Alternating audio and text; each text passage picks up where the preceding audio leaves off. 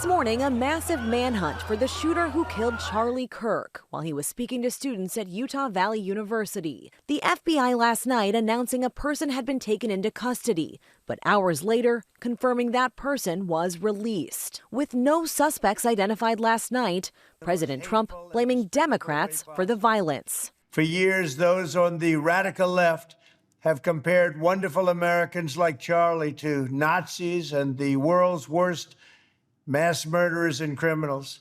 This kind of rhetoric is directly responsible for the terrorism that we're seeing in our country today. Radical left political violence has hurt too many innocent people and taken too many lives. Some 3,000 people were gathered at this outdoor courtyard on the campus to hear Kirk speak, answering a question about transgender mass shooters when he was shot. Counting or not counting gang violence? Great. The bullet hitting him in the neck, the crowd fleeing in panic. You just hear the gunshot and I'm sorry, you just see his neck just open up and there's just so much blood that just came out. It was horrible. Kirk's security team rushing him to a hospital, but a short time later, President Trump announcing Kirk had died.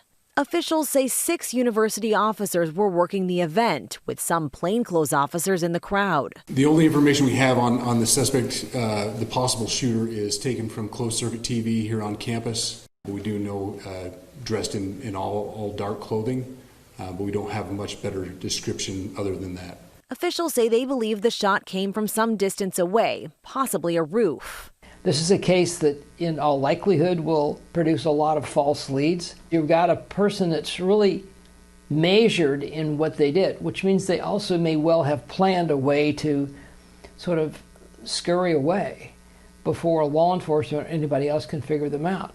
Kirk was a conservative commentator who founded Turning Point USA, growing it into one of the most influential youth political groups. He made his name on college campuses as a critic of liberal policies with a willingness to debate his opponents. He was an outspoken supporter of Donald Trump, who would become both a friend and advisor. Kirk took a stand against abortion, most forms of immigration, and opposed COVID pandemic restrictions, while stoking controversy by promoting election fraud claims, challenging LGBTQ rights, and ridiculing climate science. Kirk saying his views put him at risk of violence. You are potentially putting your safety, your well-being, and God forbid, your life in jeopardy for simply being a conservative on a college campus.